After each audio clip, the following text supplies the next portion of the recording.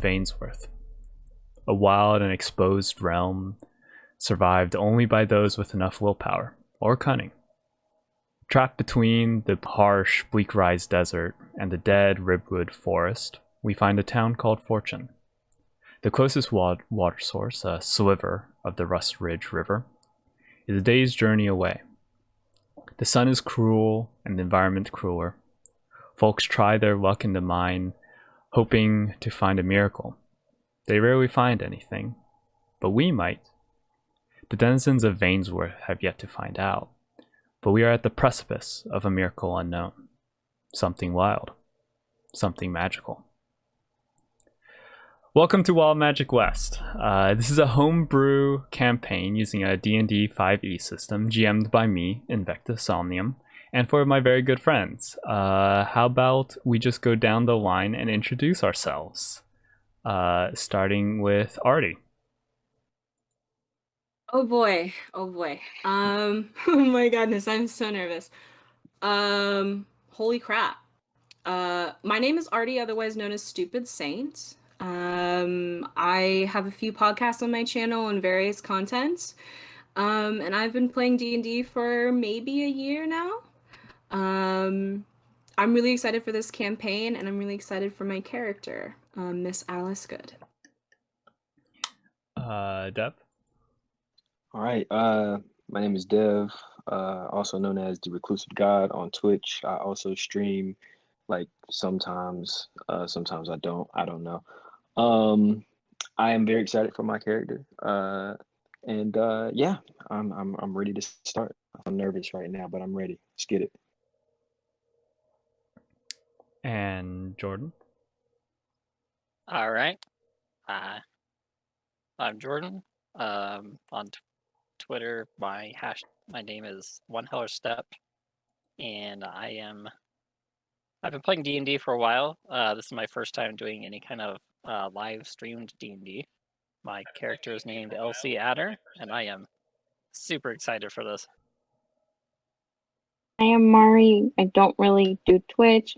I'm just here for the fun. I've been doing D&D for less than half a year.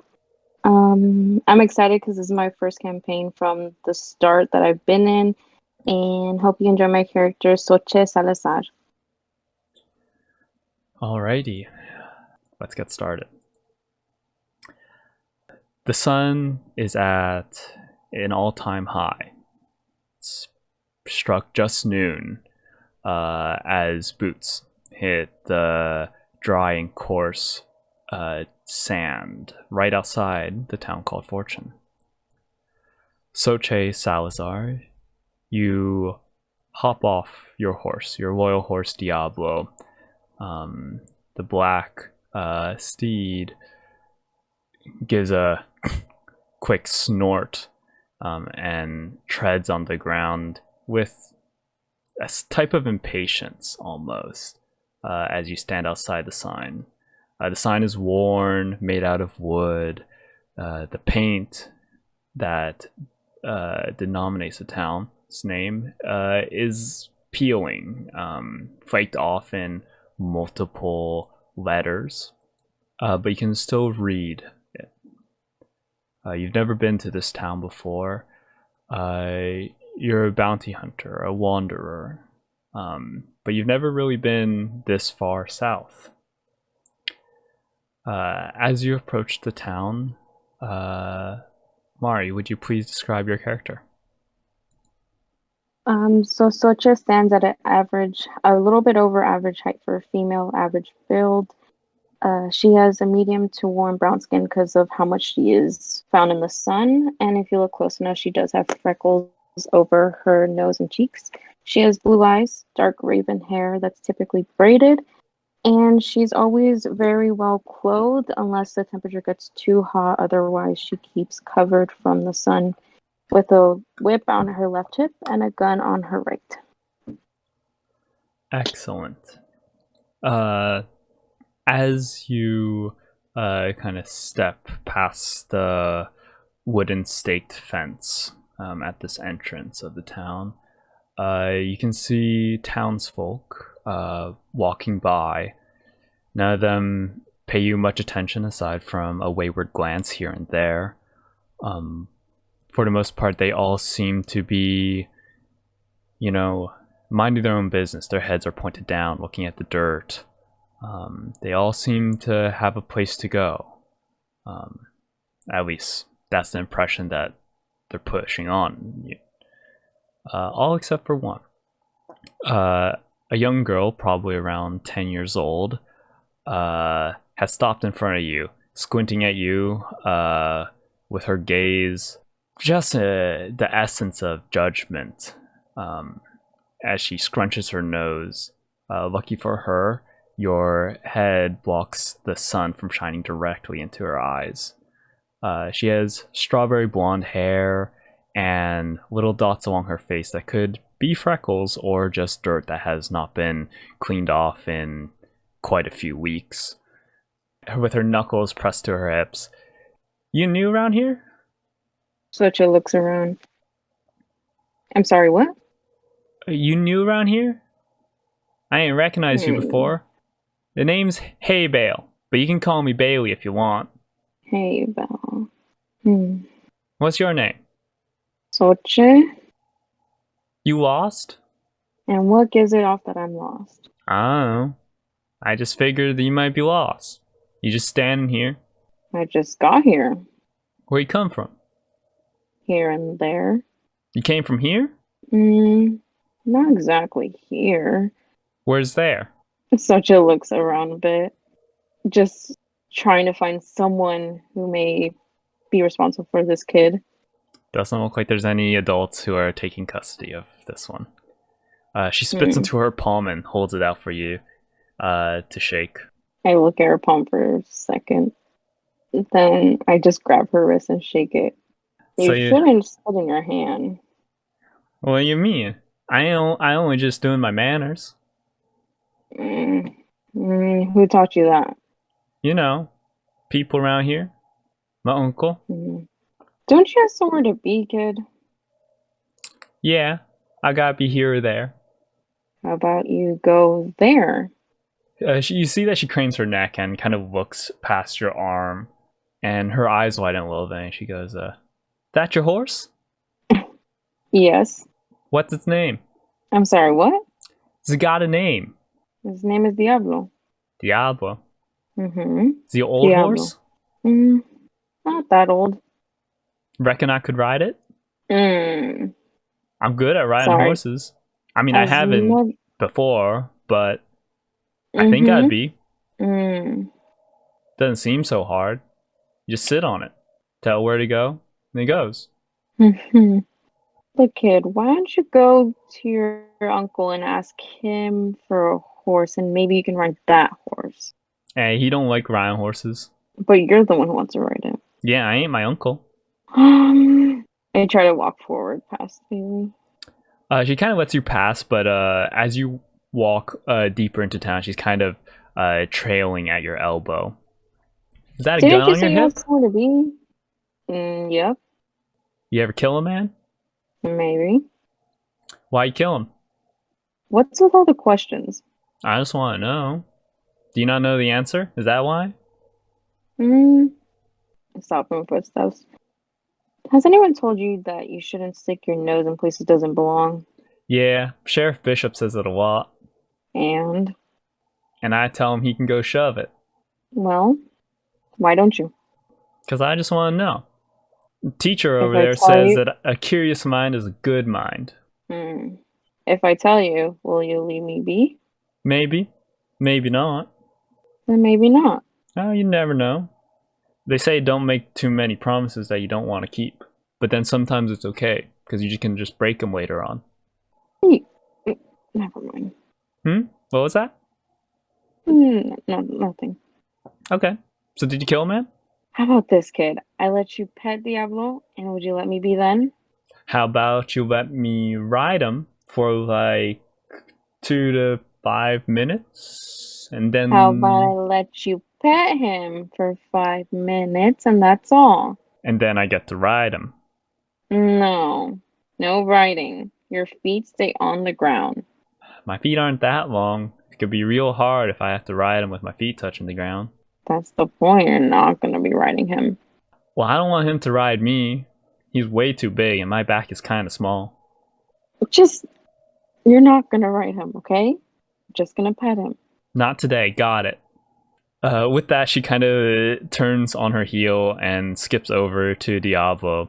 I'm just gonna watch her for a bit before turning to continue walking forward. Okay, where are you headed? Let me adjust the map for you. To your left are what are clearly horse stables, and to the right you can see a building with smoke billowing out of it. You can hear the clanging of metal. I'll continue forward a bit more. Probably eventually stop at the saloon. As you step into the saloon, you see that the murmur of the crowd hushes for a brief moment in time just to check on who's just entered, but doesn't pause for very long as people return back to their business. There's a Gillo monster dragonborn, a big sturdy fellow, dressed quite nicely, but his clothes have a few tatters, He's currently polishing an empty glass, wringing out a smudged towel and then tossing it over his shoulder as he places it in front of the bar. His expression over his scales kind of creases as he looks to you. He goes, "You're a new face. What can I get you?" What do you have? "We got some whiskey and some beer. Yesterday we had a shipment of water come in. If you got that, if you have the money, I can get you a small glass of that." I'll take a whiskey and water. "Both?" Mm-hmm. "You got the funds for that?" If I ordered it, wouldn't that mean I did? "I don't know where you come from, miss, but that doesn't really work around here. Pay up front. I ain't looking to get How much? shortchanged." "I'd say about 12 silver will do you both." Alright. She reaches into her pocket. Just by the weight and her hand in her pocket, she takes out the 12 pieces of silver and puts them in front of her. The person at That suffice? the counter next to you glances over. The light from the window kind of sparkles and shines on the silver coins, and out of the corner of your eye you can see that a few other heads turn the shine of silver, but not for very long, as Gib quickly scoops up the coins, deposits them into a container behind the counter, and sets out 2 glasses in front of you. Soon enough, one will be poured with the fire water of your choice, as well as a much smaller glass of fairly clear liquid. "Water and whiskey?" Thank you. He pushes it to you and goes back to polishing another glass. After he lets you get a few sips in, he asks, "What brings you here to the town?" Business. "Business? What sort of business? You here for the mine?" Personal business. "Personal business. Well, I assume you want to keep that personal business private business. I ain't gives a here to nod. pry. Thank you. You want to say where you come from, or is that private too?" Don't really come from anywhere. "Everyone comes from somewhere." Guess I'm not everyone then. "I reckon." Why don't you tell me a little about your town, though? "Town called Fortune?" Mm-hmm. Well, I wouldn't be surprised that you haven't heard about it very much. It's about what you saw is what you get. You got the silver mine out back. If that's what your private business is, making yourself a fortune, there you have it. But if you're looking for entertainment or something of that sort, clearly you seem like you have the resources to allow yourself some enjoyment. You have the Fool's House Parlor and brothel right behind here. Take a right, you can't miss it. But if you're looking to cause any trouble, I suggest you wouldn't. I don't know what town you come from, but at least this town has some law enforcement here. Decent one at that, which is a rarity of its own. Well, I can tell you that I'm not here to cause any trouble. That's what they all say. Hmm. If you need a place to stay, the inn next to me has decent rates for a night. Not that it seems to matter to you. Well, I thank you. Name's Gib. Soche. She holds out her Soche. hand for him. His hands are these big, meaty hands. You can see that he's missing a finger on his right one. One of his fingers in the middle of his 4-fingered hand. I guess on his right side it's a 3-fingered hand. But he gives you a solid shake, looking very satisfied as he releases yours and says, "Got a strong grip. Rough As hands, you. too. Thought someone with your type of money would be a little bit more regal." Soft-handed? Soft-handed, yes. Then again, people who get their money or legal aren't. Well, their hands are may be soft, but Yeah, and clean. Then again, who's our? That's true. You need something to eat? Yeah, that would be grateful. Have some steak if you're willing to part with 5 silver. Take the steak. Good choice. As he goes to prepare his steak, you notice that a few more eyes are on you. But if you were ever to turn around or confront those gazes, they quickly turn away and find something interesting to look at instead.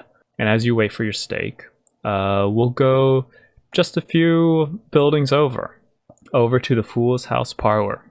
The Fool's House Parlor is a building full of activity, although the music is a little bit more exciting, a little bit more active. You can hear the clattering of chips and silver coins being passed along and moved around, stacked and knocked over in fits of rage, with yelps of excitement and groans of dismay. At one of these card tables, we come across Miss Alice Good. Artie, would you please describe your character? Yeah. Alice Good is a reasonably tall woman. Every Western needs like a roguish, cunning idiot, and that's Alice. Her hair is usually tied up in a bun, so it's off of her neck and it's and back, and it's black. Her skin is a very light, cool toned brown. And she's usually dressed in men's clothes because of their utility, although many people in the town aren't a big fan of that. This makes her a frame look kind of boxy and clumsy, but Alice is a lot quicker than you think. Alice, what are you doing today at the Fool's House Parlor? I'm working. Currently, Alice is in the middle of a game. One of the men at the table have already been dealed out. He's lost his money already, and he's kind of just glaring at Alice currently, as she's very coolly dealing out another set of cards. You sure I couldn't just, bet and then pay it back later on? I feel it. I feel like I could win this one. I feel like I could win this one for sure. Now, Jacob, you and I both know that if you don't have the money to put in the pot, you don't get the cards.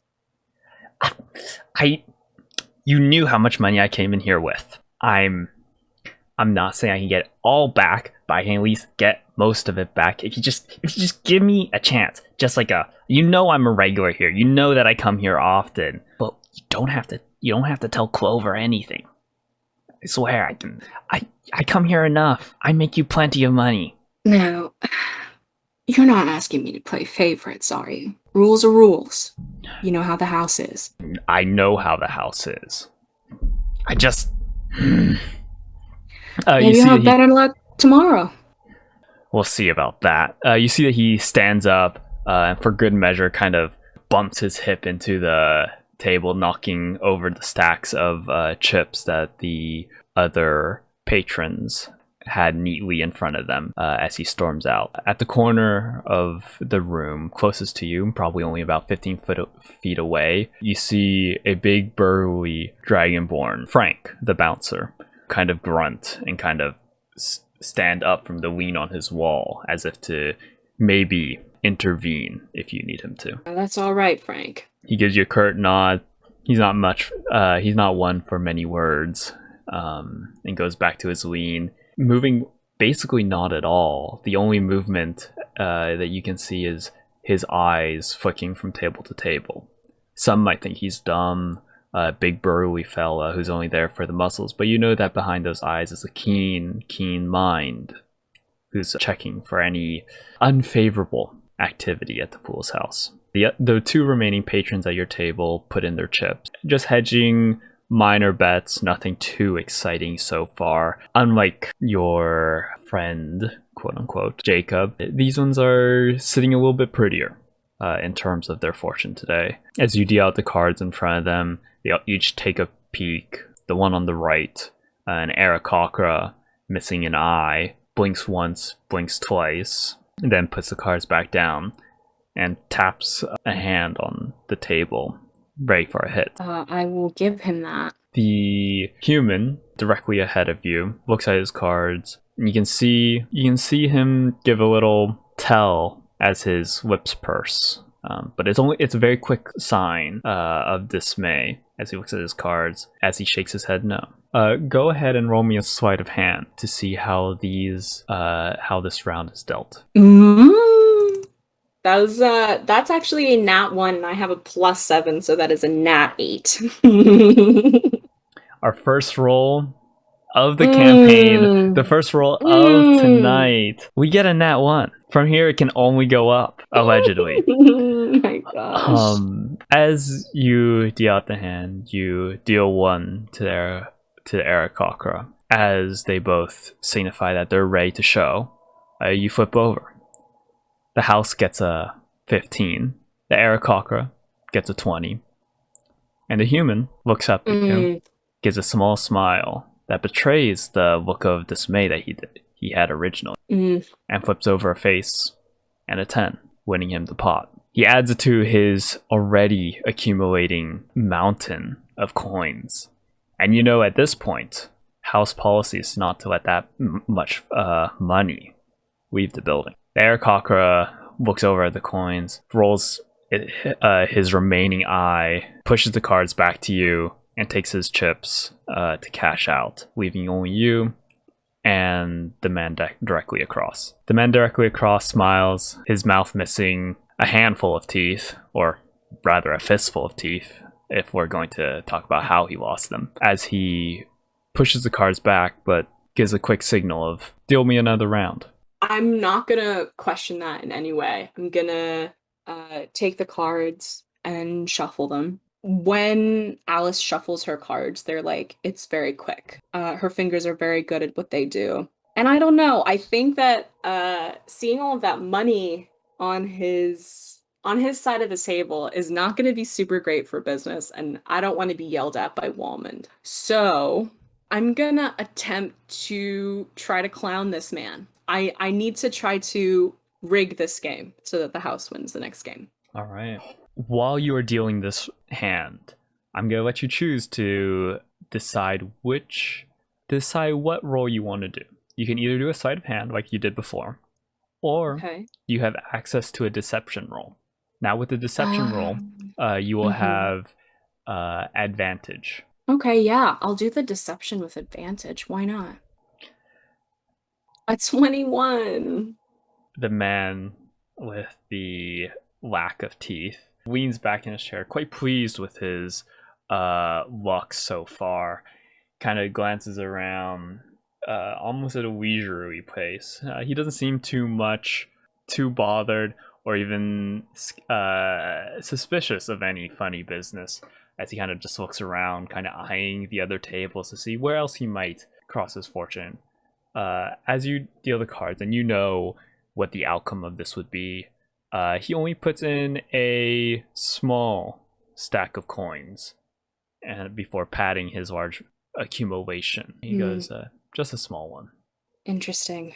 Okay, so what I want to try to do here is, because he's being very tight-fisted with his money right now, I want to get him confident. I don't want him to be scared to put money in. Okay. So can I throw this next hand? And I can I'd like to talk to him and be like, man, that's are you gonna do another, did you want to do another round? And Alice is very nervous and worried. This is probably not good. Oh no. May I try my hand on our table? I don't want to push my luck. Staying in one place. Stagnant water breeds pests, Right. I lost the last hand. The house lost the last hand. But if you don't want to follow down that trail, I understand. I'm just saying, poker over there seems pretty promising. Oh, trust me, my father was a miner. He knew when to not go after a certain vein of precious metal. Your father? Miner? What's his name? Maybe I know him. Oh, he's just some nobody. You gonna play another game? One more. All right, one more. How about this? You double the bet, and I will match it. We'll see. We'll see Yeah. if my luck is worse than yours. Mr. Clover will let you match the bet? I would is Walmond in like within eyesight currently? No. I nod. Sure. Customer as loyal as you, why not? How about this? He pushes the whole stack of coins between the two of you. Will you match that? Alice is going to put on the face of nervousness and shake her and not shake her head, nod her head hesitantly as she matches that with whatever funds that she needs to get from like the safe or whatever. I'd say you're good at bluffing, but you ain't that good. As you deal the next hand, go ahead and give me another sleight of hand check to affix the fate of the cards. As I do this, Mhm. I'm gonna say, well, you know, women, we ain't very good at lying. And I'm gonna roll this a 24. As you give him the two cards, he looks at it, makes the same face of dismay, but motions you for you to give him a hit. Okay. I would like to give him good cards, and look at him and say, you're taking rather long there. I just want to You're savor not the thinking moment. You're not thinking of tripling the bet. I'm all in already. I ain't got much more to Hmm. give. Well, I mean, you got a nice horse out there. You got a horse to bet with this too? Well, I mean, I've only got the one horse. How about I'll bet the horse. But And the pot. And the pot. And you match Ooh-wee. it. And maybe dinner. You know what? How about this? If you win, I'll buy you dinner. If the house gets these, you know, gets the good cards, well, I'll take the pants right off of your legs as well. Oh, I'm sure that'll be happening either way. You see that he nods and and motions for you to give him the card. You give him a card. He looks at it, then gives you a sly grin. You can see exactly where on his gums the indents of where his teeth should be. You can see the dark holes of where rotted roots now lie buried. He flips one card over, savoring each one. It's an 8, then a 4, then another 8. Bring him to 20. But as the house reveals the second card after the 10, it's a queen. You see his nostrils flare at the reveal of the house's cards. And he scowls at you, looking back at the cards as if maybe if he blinks enough times that the numbers will change in his favor. Finally, when they don't, he stands up and slams the table. It's rigged! Rigged! You can see spittle kind of just spray from his mouth and land at the cards. You set me up! You this is a bunch of it's a scam. You're thieves, no good thieves. Why Hayata? You see that he reaches into his belt, grasping at his knife. But as soon as he whips out the knife, the blade ready to be pointed at you, a strong reptilian hand lunges out of nowhere, and hear Frank's gravelly voice just go, "No, no, no." And you see as the man is slowly lifted into the air by his wrist by the 7-foot dragonborn. "No, you've gone and been rowdy." Frank, darling, since he's in the air and your hands are free, one of your hands are free, do you mind removing that gentleman's trousers for me? You just see he just immediately just pants this man. And your table is at the center of the Fool's House parlor. He just fully pants the man, ripping it from the front, and he holds it out to you. You didn't want them in one piece, did you? No, sir, that looks perfectly fine. I would like to lean toward this customer. I'm seated still, because I'm not going to stand. And I'm gonna say, because you were so intent on trying to embarrass me by being salacious and inappropriate, I figure I would return the favor. Now you can walk out, ass out, for all the whole town to see. I don't even know what salacious means. So, That's unfortunate. there. He spits at you. And that's enough for Frank to just flex his muscles and just fling him out of the parlor. You hear the door frame crack a little as one of the double doors kind of gets knocked off its hinges a bit. And you can see the man kind of tumble into the street pantsless before getting to his feet and scrambling off. Frank looks at you, one hand now empty, the other hand filled with torn pants, and just goes, "Should I put these with the others?" And he looks to the wall of other torn pants that are kind of hung as like a trophy. Yes, sir. You go ahead and you nail that one to the very top. All right. You see he goes off and does that. As you kind of clean up your table and the other tables slowly look up and go back, they all kind of glance at the wall of torn pants and then just quickly look down, grateful for their belts and their fortune in more ways than one.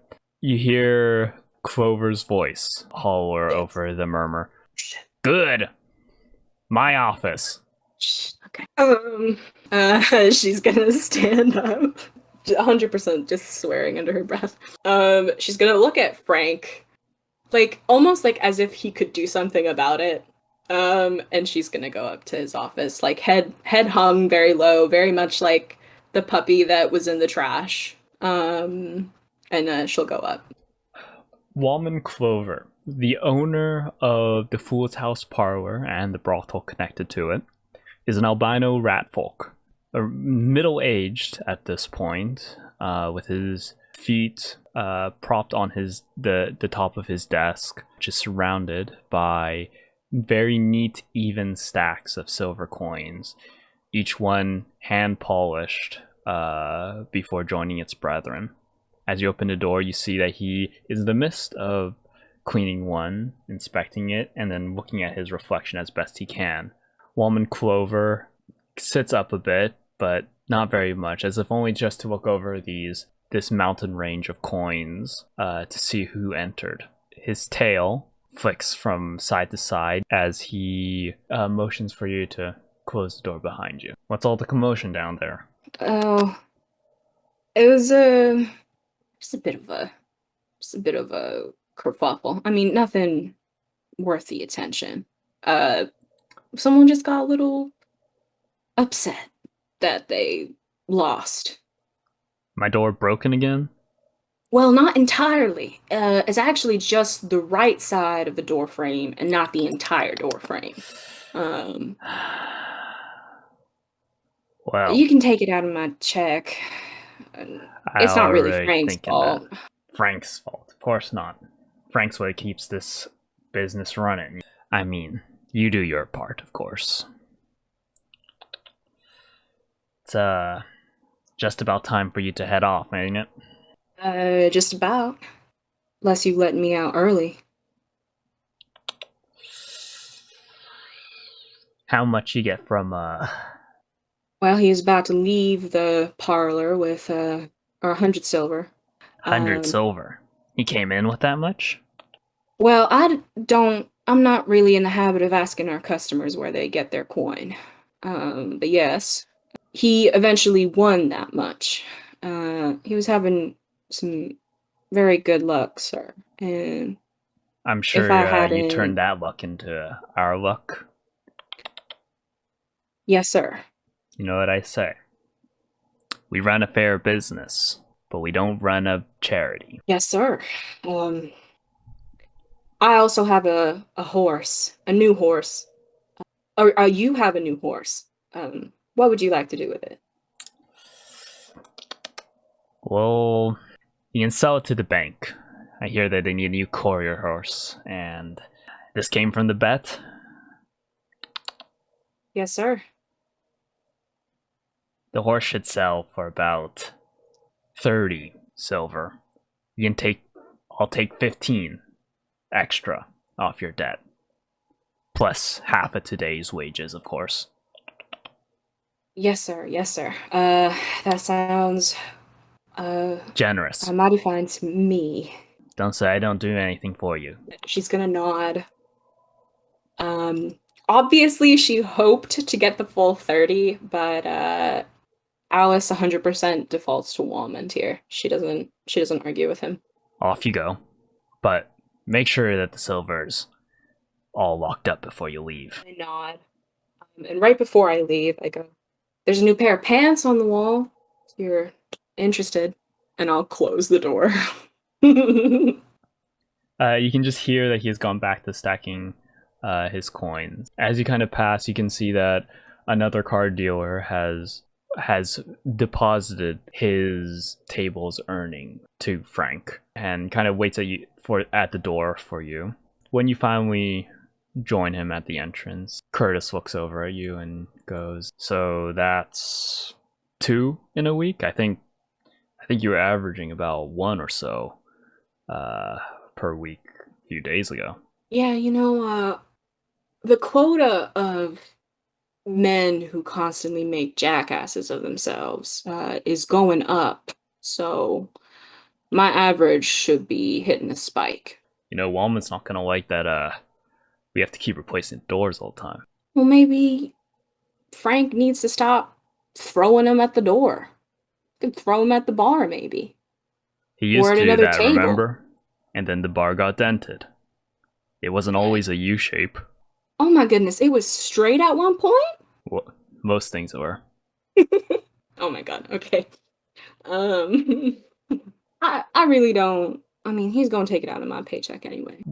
What's the deal with that anyways? Like, some of them were talking like, what's this sort of arrangement he keeps mentioning about?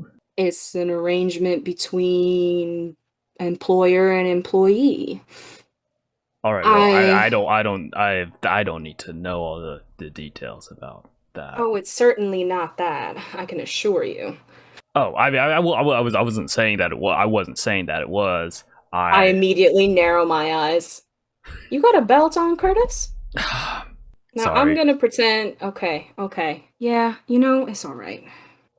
The business between me and Mr. Clover is complicated. It's genetic, if that makes any sense. You see that he But kind of like it's- looks behind you as if expecting to see a tail that he hasn't seen before, kind of be sprouting from your pants. Not that kind of genetic, you idiot. My God. Hey, I wasn't gonna judge. I figured that you got most of your looks from your mother instead. Except I don't have a single patch of white hair on me, Curtis. Just you wait. You stay in the town long enough, you will. Yeah, that's if I stay around long enough. What's that supposed to mean? You looking to head out? I ain't gonna die in this dusty town. Of course I'm heading out. Just sometime soon. Not tomorrow or anything, but sometime soon. You have my well wishes. Plenty of people have tried to leave. They don't get that far. Yeah, well, I want to see the ocean. And I'm tired of all this goddamn dirt, so... The ocean. That's just a fairy tale. What Ain't do no you such thing mean? as an ocean. Listen, my mom used to tell me stories about the ocean all the time. She said that it was as wide and expansive as the sky, that you couldn't see all of it, not like a puddle or anything. Yeah. And I bet she said that, probably rains every day over there. There's probably like, I don't know, fire pigs that jump on top of the waves too. Fire pigs. Now you're just being ridiculous, Curtis. I'm the one being ridiculous? You're talking about more water than you can see. Yeah, well, it's out there, and I'm gonna go see it. Well, And tell the fire pigs I say howdy. you know what? Maybe they won't want anything to do with you, Curtis. I don't want anything to do with them. The fire and the pigs that I like, they don't make much noise anyways. He gives you a quick nod and walks off. As you kind of separate from your fellow employee of the Fool's House Parlor, we're going to go just across the street, over to the sheriff's office. Inside one of the holding cells is an Aarakocra charged with an attempt burglary of a horse. The Aarakocra has their wrists and their ankles bound, looks up at you, and gives a indignant squawk. Sheriff Bishop, would you please describe your character? All right, Sheriff Bishop here, and stand around 6'4", fairly tall. I'm in my late 20s, and you can usually catch me around town, looking tired, kind of mean mugging everyone. And I'm always flipping this little silver piece coin that I have. But I don't say much. I don't have too many friends around town. But yeah, I have a beautiful golden brown mane. I am a Leonin. That makes any sense there. Tall lion. But yeah, that's my appearance right there. The Aarakocra, this bird person, kind of resembles a peregrine falcon with dark feathers and dark eyes that kind of laser in on you, as they say, "Look, I may have attempted to steal the horse, but you caught me beforehand. So technically, I didn't steal the horse because I didn't get to. So technically, there's no crime." Now, I see you're trying to use these little mind tricks here. It's the law, right? No harm, no foul. That's definitely not how the law works around a town called Fortune. Now, I caught you trying to steal this horse. You thought you were clever. You tried to run away. And now you got that gunshot wound in your shoulder. Maybe you should be in the cell for shooting me. Listen, I'm the law around this town, okay? You tried to steal something, and now you're going to serve your time. But Sheriff, I'm innocent. Mm-hmm. Oh, yeah, you're innocent, yeah. Who's to say So I how even about did the the people crime that you're accusing me of? We caught you stealing the horse right outside. It was my horse. It was my horse. You caught me. It was my horse. You were trying to that's the steal your truth. own horse and get away. No, I was trying to take my own horse off to my farm that I have. So if it was your horse, why was you running away from me, son? I wanted to do some cardio. I don't have time for liars, son. Okay. All right. What if we make you a deal? You're not making a deal with me. Okay. What if you make me a deal? You're starting to piss me off, son. You want to stay in there longer than you already are? I would like actually to stay in here less. Well, how about you shut up and just serve your time, huh? Don't you want to know who I was involved with? Yeah, go ahead and tell me that. Tell me everything. It was, the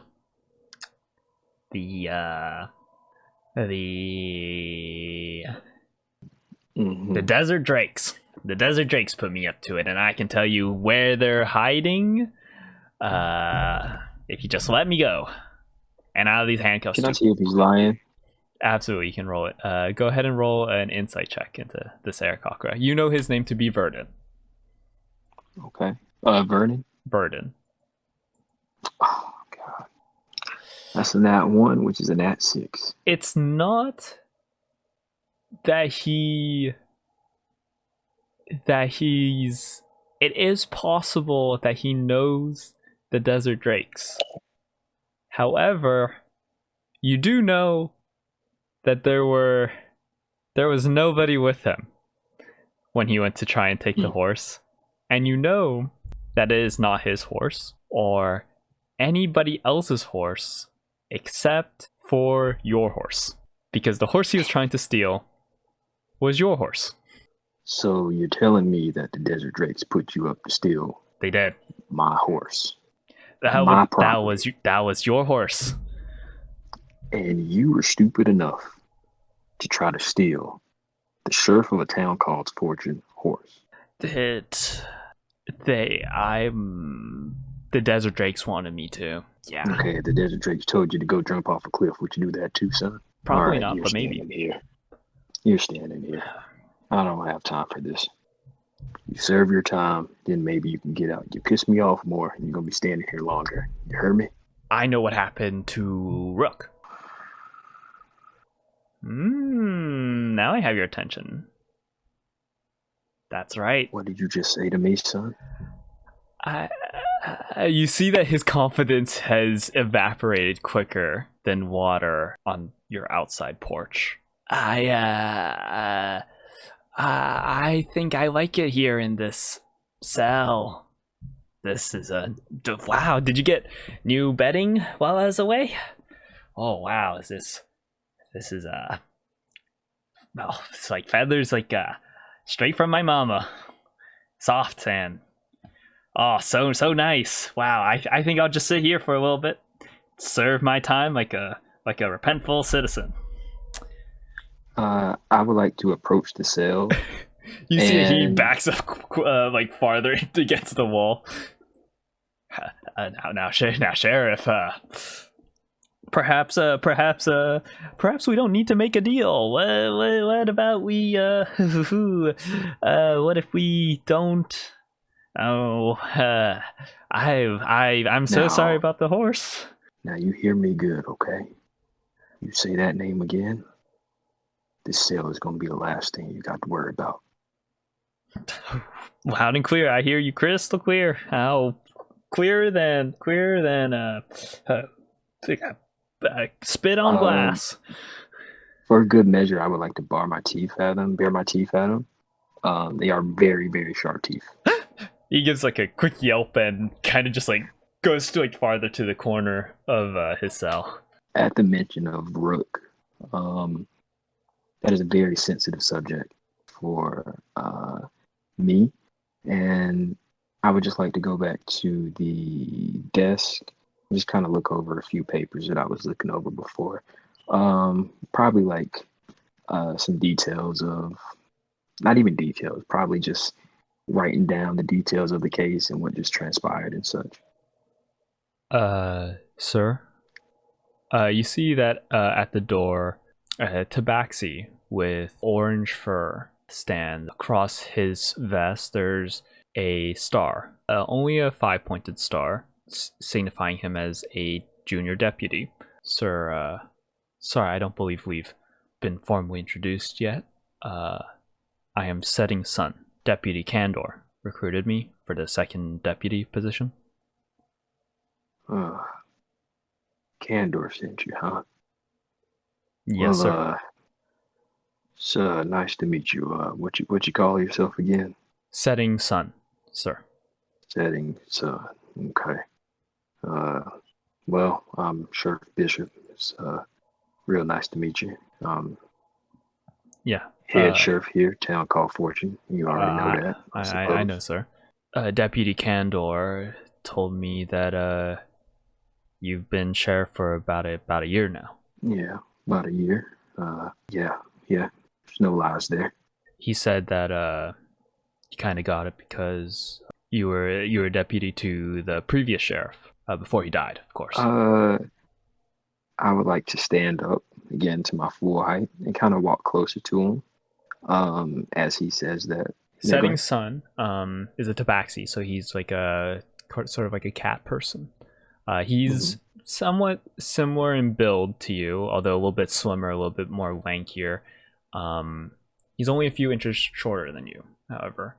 But as you step forward, he takes one step back, but only one. Is that what you believe, son? Is that not the truth? Listen, I don't know what Candor told you about whatever's going on here, but I'm the sheriff rightfully, okay? I understand that. That's how it is. Of course, sir. I look forward to working with you and getting all the knowledge that you may have to offer and training me. All right. Sorry, I had a bit of a rough day. We had an incident earlier, and I'm a little on edge. But what do you do around the town called Fortune? What's your background? I'm new here. I've been here for about 2 months now. Oh, you're new to the town, huh? Yes, sir. But I know Candor a while back. Hmm. Candor was friends with my papa. Okay. Interesting. Well, enjoy your stay. Ain't much going on first day unless you want to babysit this one over here. Now heading on towards the Aarakocra. You see that Setting Sun kind of, you know how like cats, their eyes, their pupils kind of go into slits. Setting Sun's able to do that on command, and does so, fixing his gaze on the Aarakocra. He gives a curt nod and goes over to the empty desk, the desk that used to be yours about a year and a half ago. As he does so, you hear that there's a little bit of a clambering commotion outside. Suddenly, the door swings open, and you see that Hay Bale stands at the doorway and goes, Sheriff, come quick! There's been a major issue. There's a major problem. Bailey, last time we did this. No, I swear, this is the big deal. The mayor's daughter's been kidnapped. Too. What?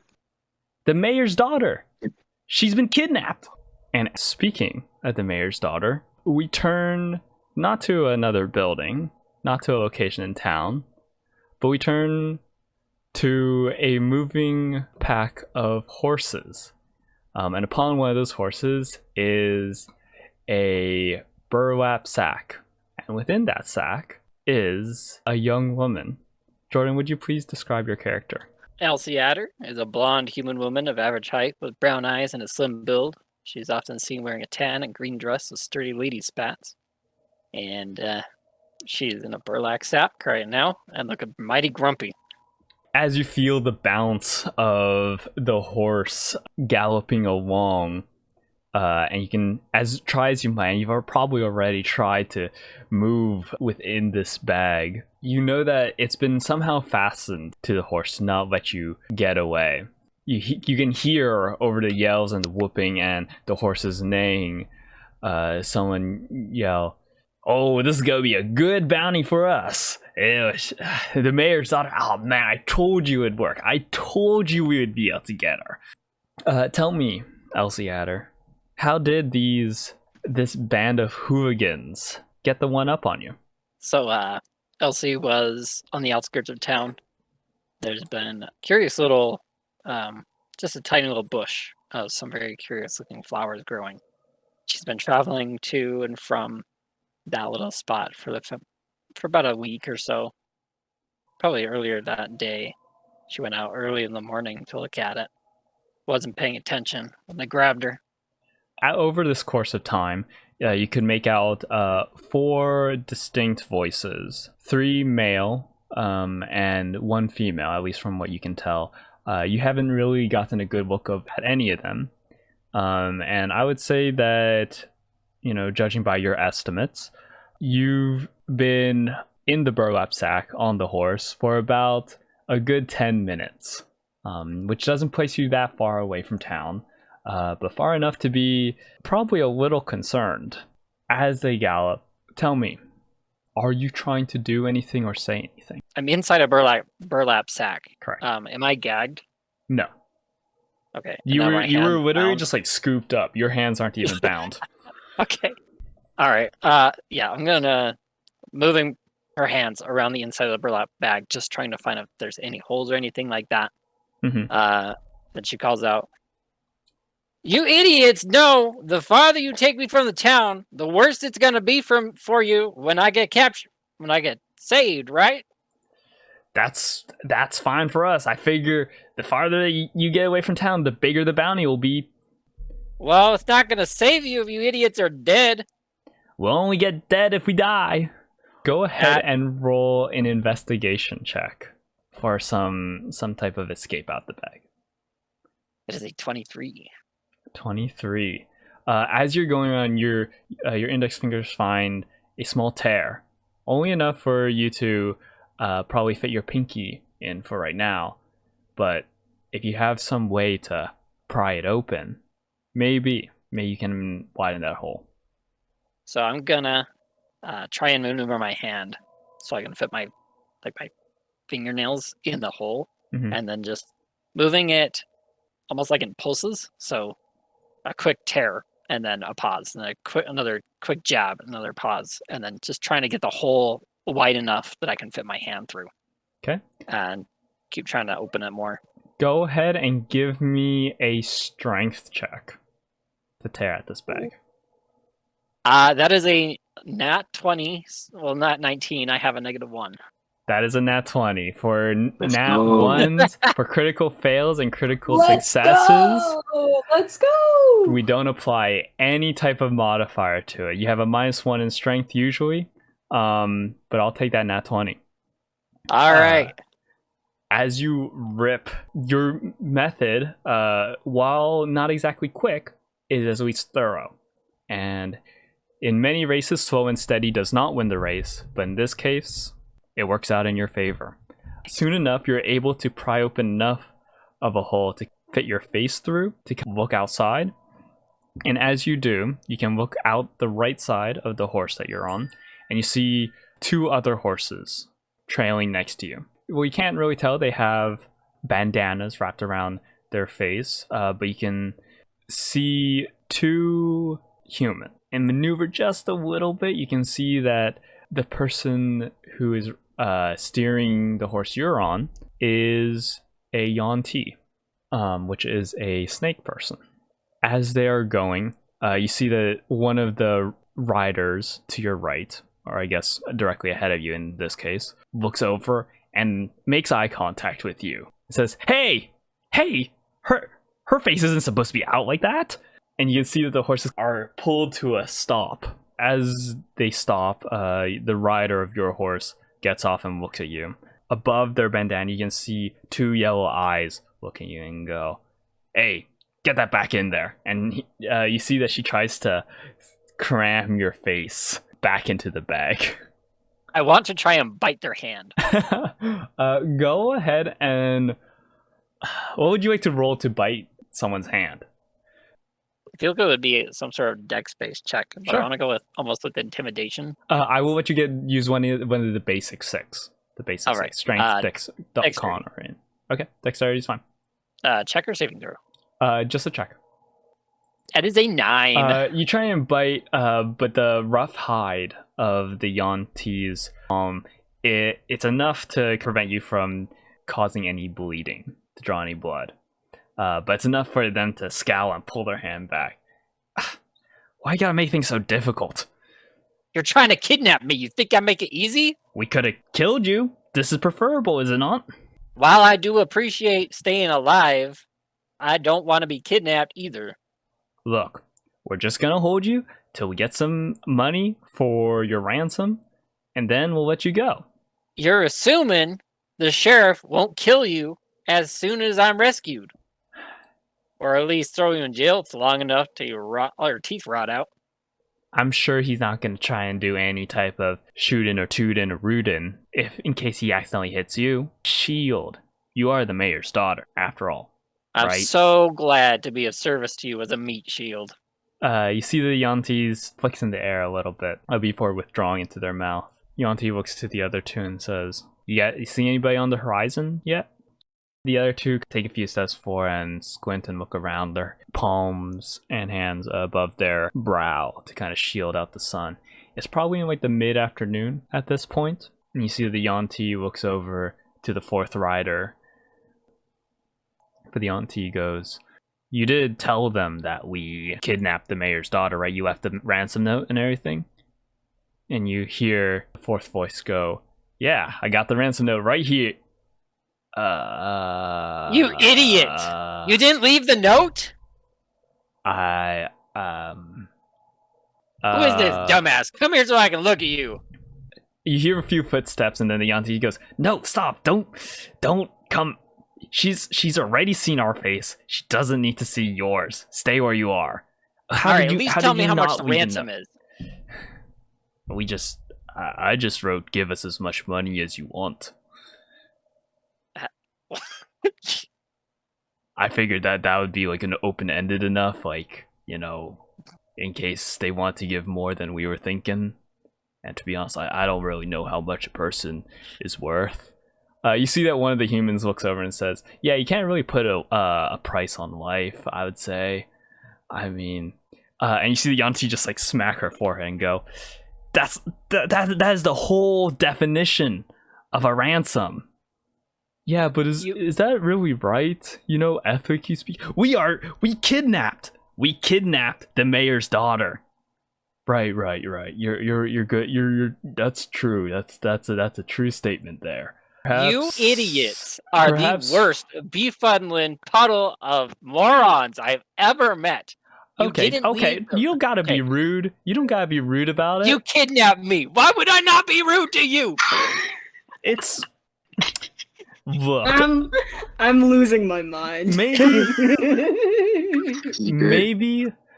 Maybe we could just go back and drop off the note. They're gonna know. They're gonna know that she's missing by now. We can't go back, otherwise they would catch us. Right. What if we send her back to drop off the note? Then all of us are safe. Yeah! This is a great idea! No, that is a dumb idea. Shut up. Stay in the bag. I'm in the bag. My face is just hanging out. You see that the Yuan-ti tries to like pull the bag, like the opening of the bag shut over your face. Can I like squish my arms against my chest and then like reach out really suddenly and try and grab the Yuan-ti's arm? Go ahead and give me a dex check for that. All right. Oh my god, Elsie's face just like turtles into the burlap sack and her arms just shoot out. Shoot out. It's It's another 9. You attempt to do it, but unfortunately you're right as you do that, only your hands get through as the Yuan-ti closes the bag, so you just have like your hands sticking out of the bag flailing around. I'm gonna flail around in her direction to see if I can slap her. Come here! Come here! You can try like hit, you make contact, but it's like you don't have the leverage to actually like hit anything. And you hear the 4 bandits kind of go, we can't send her back, and we left the ransom, so we're not gonna get any money out of it. What are we gonna do now? I am worth at least 25 silver pieces. Wait a second, 30. you only think you're worth 30 pieces? I would have bought my horse for 25. Are you saying you're only 5 silver more than a horse?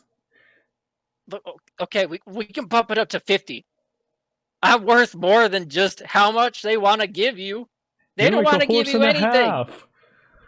What? You're like worth a horse and a half. Yeah, that's like 50, right? You carry the 0, and you get the 10, and then you add a 1. Who taught He's you very math? sweet. I carry my zeros too. He's very sweet, by the way. The Yuan-ti You're worth so much more. kind of, you hear like shoving from outside the bag. You know that the Yuan-ti is still holding the bag shut. At least a hole in the bag shut. Yuan-ti goes, we could at least maybe just bring her to another town maybe, and get bounty hunter. Oh, I know. We'll have her kidnapped, then we'll go back, pretend to be bounty hunters, get a lot of the money that way, and voila, we found the missing mayor's daughter. We'll be heroes of the town. That's a good plan, right? Yeah, that is a good plan. We could do that. Does that sound like a good plan to you, mayor's daughter? No, run that by me again. You're gonna abandon me? No. And then we're going to hold you hostage, and then when they put a bounty for your rescue, we'll rescue you, except for we're also the people who took you. Oh, yeah, let's go with that. This man's a genius. You know, what? When she agrees like that, that makes me think it's like a bad idea. If you were in our place, right? If you kidnapped the mayor's daughter, hypothetically, if you kidnapped yourself, hypothetically, what would you do in a situation like this to get money? Well, first off, I wouldn't have forgotten the ransom note. Okay. We are way past that. We are way past that right now. You're asking me about my hypothetical plan. I'm telling you step 1. Okay, hypothetically, if you forgot the ransom note as well, because hypothetically, you're a dumb idiot. Hey, that feels real pointed at me, because I did that. I can't imagine why I'd feel pointed at you. Oh, it's just a feeling. Trust your gut. So hypothetically, if I had forgot the ransom note, then I would put the mayor's daughter back, knock her out, and then go back with the ransom note. No, go to the edge of town, find some. Okay, Send them with the ransom note. you gotta start over. This is a lot of steps. I feel like we kind of got lost a bit here. So we want to knock you out first? No, I am truly ashamed that I you was hear that? kidnapped You hear by like a bunch you of feel the idiots top like of you. the top of the bag kind of just like knock over your head. And he goes, "Stop! Ow! Stop! Let her finish! Let her finish!" I didn't say knock me out right now. I didn't know if this was like a now sort of thing or if like this is what you wanted us to do. Is this still your plan? No. This is a hypothetical plan, right? So you don't actually enact it yet. Okay. We're enacting it in our minds. I hope your minds are capable of that. So, we go back to the outskirt of town. We find a kid or someone dumb as you guys. We give them the ransom note. We send them off. We don't let them see any of our faces. And then we go. You guys knock me out. There's some ransom put up. And then later you guys come back with me, deposit me, say, hey, we saved her from the desert drakes, maybe. Yeah, just blame it on them. You guys walk away with the money. I walk away with, I walk home because I'm not kidnapped anymore. And you guys have money, and I'm not kidnapped by you guys. And I'm not losing brain cells every second. That's a good call. That's a good call. Yeah, it works out for everyone. So we knock her out now. Well, maybe we shouldn't knock her out, because what if we forget part of the plan? Maybe we should just keep her conscious for a little bit. And then we'll knock her out later once we've done all this, in case we forget or something happens. That's a good idea. Let's do that. You hear them all kind of like mount their horses again. As they do so, we'll turn our attention back to the town. The Devil Reach Saloon's doors swing right open. Bailey starts yelping, "The mayor's daughter's been kidnapped!" You see that Gib looks up and goes, "Elsie? Elsie's been kidnapped?" And you can see like there's a lot of attention suddenly at Bailey. Socha, I think you've probably finished both your drinks at this point. And my steak. And your steak. Bailey, what? The mayor's daughter, Elizabeth, as you can call her Elsie. Like, you know how she has like a long name, like a real name, and then she has a nickname, like how I'm Hey Bale, and then there's also Bailey. Elizabeth is also Elsie, right? And she's been kidnapped. Bailey. There's no time for a backstory. How did you find out? I saw him. She was standing by one of them bushes, and then suddenly these four horse riders came up and just sweeped her off her feet with a burlap sack and everything. I look around, seeing like anyone else is animate into action. Alice, I think you are at the porch of the Devil Reach Saloon. Bailey is standing right at the door, blocking your entrance into the bar, which was probably an inconvenience. But you are privy to her announcement. I'll poke my head in. Their reward? I don't know. They didn't leave a ransom note or anything. Does the mayor know about it? Oh, I haven't gone around to tell him yet. He's all the way over there. Let's go and tell the mayor, because he's gonna really want his daughter back for sure, and I'm sure he's gonna want to make sure she gets back nice and safe with quite a bit of money. So let's go tell the sheriff, not the sheriff, the mayor. I already told the sheriff. Don't worry. Sheriff Bishop knows. He's right over there. And Bailey's going to go point at you, Bishop. Where are you right now? I am just walking into the saloon. Oh, I can ask you about that. Is there going to be a reward for fetching Miss Adder? Sheriff Bishop? Reward. So she kind of stands up. No reward.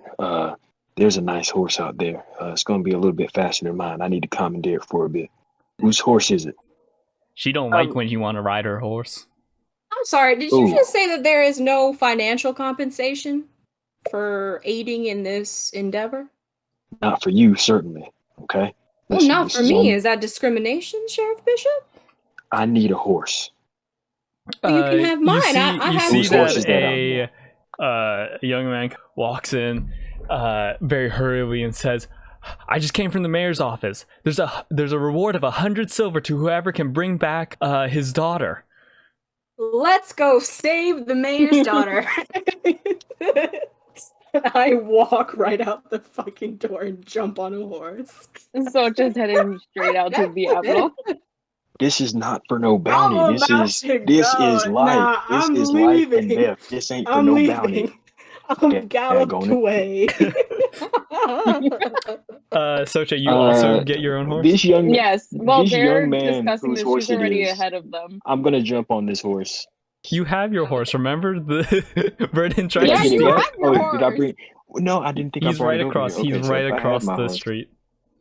Got you. Okay, well I'm running to my horse. I'm getting up there and I'm going. I'm gonna do that really dramatic thing of like having the horse trot in place, and kick up a bunch of dirt. And I'm gonna look to Bailey. I'm gonna say, what direction do they go to?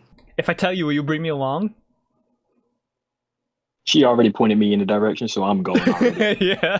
Following just saying. Bishop. He's going. I'm already following Bishop. You're too small, and I go after Soche and Bishop. As you ride off, you can hear Bailey yell, I'm perfectly the right height for someone of my age and appetite.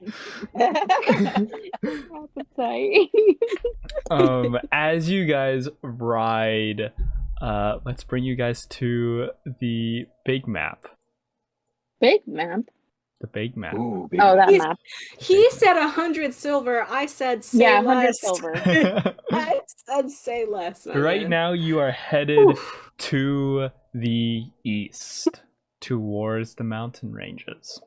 Who is in the lead again? Bishop is in the lead with Bishop is- Soche not Mhm. far behind, and Alice bringing up the rear. Yes, indeed. All right. It's not very long until you can see 4 horses ahead of you, headed towards you, actually, which is probably not exactly what you're expecting. They're still too far to kind of make out the shapes on top of the horses. But Elsie, you can hear the galloping as the gang who kidnapped you is headed back to the town called Fortune.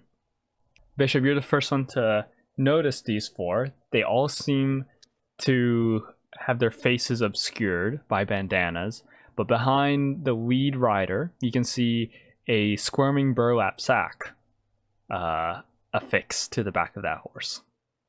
How close are we one more time? How close are you from the From 4 them, riders? from the guys riding towards us, yeah. Probably around 30 feet. 30 feet. As we come closer, I'm going to yell out at the top of my voice. Y'all there, stop. Stop it. You see that they all come to this uniform halt, and one of them goes, "Oh shoot, it's the sheriff." Yo guys gonna get it now? Sheriff, I'm in the Alright. bag! Shh, shh. There's no one in the bag. Elsie. It's Brad. Bread? I'm no bread. I'm not yeast. You I let me out of certainly this bag right believe you. now. I certainly believe you. Let's stop the games right now. Hand over the sheriff's daughter, and I won't shoot you in your foot. No, in your shoulder. We found her. Is there a bounty for her? Maybe of like 20 to 30 to 50 silver, You're not serious. or whatever you want to give. Have you? We're heroes to the town. I believe you said you Do won't you get see shot. yourself? Who could really see yourself? You know, like spiritually. I would like to draw my pistol. Are these gentlemen armed? You can see that they have holsters at their legs. Okay. I'm drawing my pistol, and I would like to aim it at the lead rider who has Addie on the back, or Elsie on the back. Sorry. All right, Elsie. all right. You are all a bunch of very handsome group of people, and we can all just take a deep breath. Okay? It seems like there has been a bit of a misunderstanding. Miss Elsie was wandering around, and she seemed to have wandered into a burlap sack. So why don't we start with getting Miss Elsie out of the sack? Or we start shooting? This is not a negotiation tactic. That is the mayor's daughter. They have kidnapped the mayor's daughter. We're getting her back, and you all are going to jail. Wonderful, but let's get the girl out of the sack first. Look, But maybe we gotta make sure. Okay, how about this? We gotta make sure that she's okay. You didn't cut off any of her fingers, removed an ear or something. who do you think we are? You think we're some type of like wizard folk marauders? I mean, you did kidnap someone. Yeah, but we didn't eat them. Oh, my mistake. You are a bunch of kidnappers with manners. Yes. They're also dumb as hell. Yeah, All right. I'm starting to get I would that. like to dismount my horse and walk over to where Elsie is, please, with my gun still aimed at the lead rider. None of the riders really make too much of a motion. However, about halfway between your horse and the 4 riders, you see them shake a little, but not in fear, because they're not the ones shaking, at least not by themselves. You're also shaking, and so is everything around you as the ground starts to quake. What's going on? Earthquakes happen from time to time in the region of Vainsworth. It causes quite amount of trouble for the houses in the town called Fortune and the farms on the outskirts. But this one feels different. The fur along your body, Bishop, and the hair on all your necks tingles with a type of static. Up in the sky, there's rumbling, and the sky was clear just a second ago, but suddenly an overcast haze falls upon everyone, and it starts to rain, which we're quite a few months away from the very brief, basically 2 weeks of rain that Vainsworth gets to see. And this is not just like a regular rain, it's big fat droplets of water that fall from the sky, hitting the ground, and almost drenching you within a matter of moments. You hear the sky rumble, and in the overcast, you see lightning illuminate the sky for a brief second. You see one of the 4 riders go, "Oh man, Fia's upset." Is the Yanti still holding my burlap sack shut? No. Okay. I am definitely just shoving my entire head out of there, trying to figure out what the heck is going on. I can see most of that in the burlap sack, so I figure someone just dumped a bunch of water on me. As you stick your head out and look upwards, a big fat raindrop just hits you right in the eye. Oh! Ah! Yeah. It's I raining? am very, very confused right now, but in the chaos, I'm going to try and go for Elsie and kind of snatch her up and kind of help her get out of the burlap sack. And Make a dexterity save. I think that Alice right now, she not dismounts with Bishop. She tried to defuse the situation, but she stays mounted.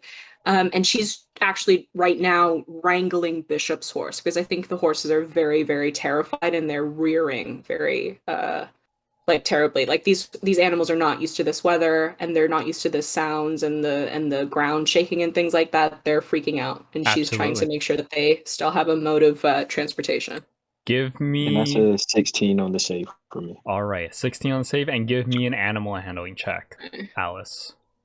As you lunge forward for the burlap sack, the Yanti looks up, and in a split second, I need another dex save, Bishop, for you to dodge a strike of lightning. Oh. That's a 6. You are suddenly knocked backwards as the strike of lightning hits directly into the burlap sack Huh? Ooh. and knocks you back. The horse that the burlap sack was on is suddenly freed and runs forward with lightning speed and almost like a quick blur. I rolled a 7, by the way. Oh boy. Yeah, so it gets worse. As soon as the Yanti's horse runs forward, that's enough. It runs straight directly into the reins of Bishop's horse that you're holding, Alice, knocking them from your hand. Bishop's horse is immediately released and let go, darting away from this. This thunder strike sends all the horses into a craze, and I need Alice and Soche to make dex saves to stay on their horses. I got a 12. Okay. Oh my goodness. And that one. I mean, it makes sense. That's a nat Alice, one. your I'm a arm horse is- girl. Why is this happening? No, I think it makes sense. I'm because a you're gonna horse focus on the girl. other horse. As the reins are yanked from your hands, Alice, you're also knocked off balance off your horse and landing heavily onto the ground, spraining your ankle as you fall in an awkward angle. Soche, you were barely able to hold on to Diablo's reins as he kicks up and raises both front legs into the air, but you're just able to kind of steady him to prevent him from completely fleeing in distress. The other horse riders are not so lucky as their horses suddenly take off. One of them is still stuck as they're kind of like dragged along as the horse starts running away. And the burlap sack that was struck by lightning, containing the mayor's daughter, hits the ground with a loud thud. Bishop, as you get to your feet, you can see that the Yuan-Ti has been knocked unconscious and is lying a little bit of a distance away. Elsie. Oh my god. Oh no. Oh. I'm gonna run towards Elsie and kind of see if she's all right. You quickly tear the burlap sack open, using your claws to expedite the process. As you open the burlap sack, Elsie, what color of electricity is coursing over your form? Ooh, it is red.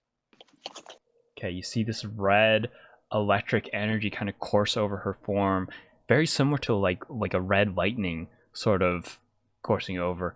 You've never seen someone get struck by lightning. You don't know what it's like, what happens with that, but you know that usually it's not a good thing, and you have heard about a few townsfolk who have been struck by lightning and just dropped dead straight at the spot. But as you look at Elsie, you can see the rise and fall of her shoulders to signify that she's still breathing somehow. All right, we need to get her to Doc Harsh right now. We need to go. Do you is pick there her any up? horse nearby? I'm also okay. If anybody cares Well, about that one. Yeah, I'm okay. Bishop just looks back at Alice like, this is not the time to be injured. This is not the time to be injured. Oh, Mayor's I'm daughter so was right there. sorry, Sheriff. Oh my god. Is there any horse nearby, or have they all scattered? The only horse Mine's that is still- not scattered is Diavo that Soche is holding on to. And then once I've calmed him down a bit, I get off, but I'm still holding onto his reins. I'm kind of walking towards Bishop and Elsie. Ma'am, what's your name? Soche. Suche. Soche. Listen, it's not important right now. I need you You need to my take. horse. I need you to take her back to the town. You take her to Doc Harsh, okay? Doctor's office. Can I get you to do that, please? Yes. Oh God. Almost as quickly as it began, the rain has stopped. The clouds have dispersed and suddenly the sun is shining on you. Are you picking up Elsie?